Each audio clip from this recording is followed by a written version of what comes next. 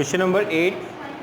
In a group of 160 people, 46 people failed mathematics, 52 failed in history, 50 failed in geography, 31 failed in mathematics and history, 33 failed in history and geography, 36 failed in mathematics and geography, for 24 failed all 3 subjects.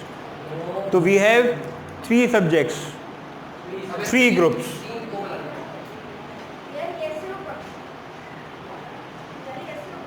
Universal, and we have 3 groups, 160,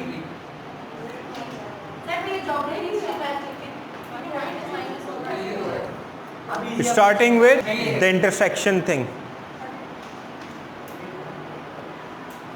the intersection part, which is all 3 failed are 24 failed in all 3 subjects. फिर हम backward आते हैं. First name them: maths, history, geography failed in all 3 subjects. Then 36 failed in mathematics and geography. 36 maths and geography, this part. We already written 24. Remaining part is 24 minus 36 minus 24 is 12. Then next is 33 failed in history and geography. 33 failed in history and geography. So we already have 24 here. 33 minus 24, 9. ठीक है. Then mathematics and history, 31 failed in maths and history. So 31 minus 24, which gives you 7. ठीक है. Okay. 50 failed in geography. 50 people failed in geography. All the students who failed in geography is 50. So already we have written 24 here, 12 here, 9 here. बाकी कितना बचा? 50 minus 24 minus 12 and minus 9.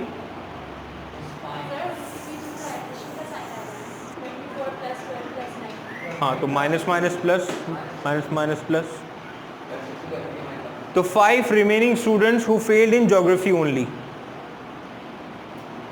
For history, 52 people failed history. The total number of history fails are 52. So minus all these 3, the remaining is 24.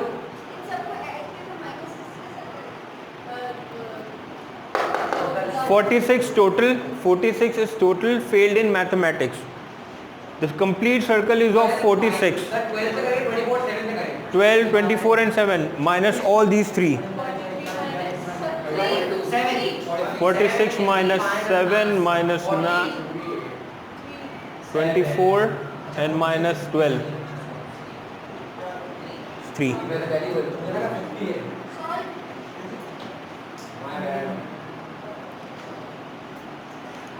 Draw a Venn diagram to illustrate this information and find the number of people who fail at least one subject. At least one subject. So these 24, 7, 9 and 12 are failed in 2 subjects and 3 subjects. तो at least one subject, 1 या उससे ज़्यादा.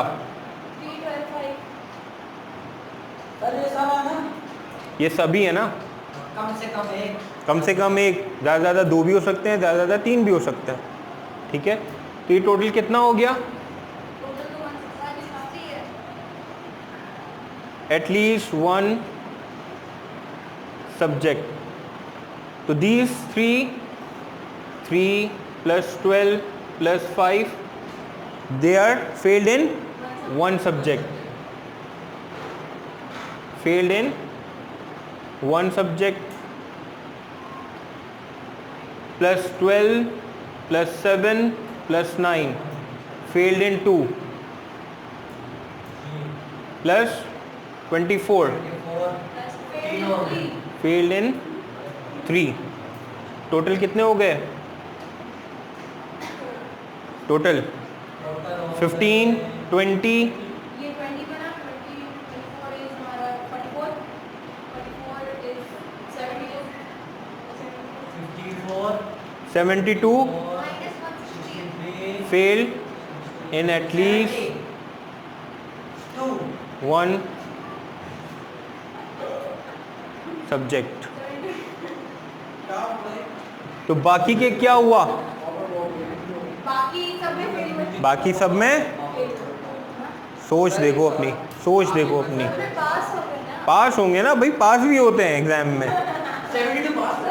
72 failed हैं। मुझे लग रहा है ये 20 बाकी कितने रह गए? 160 minus 70 is 88। They all pass. Total हो गया कितना? 160।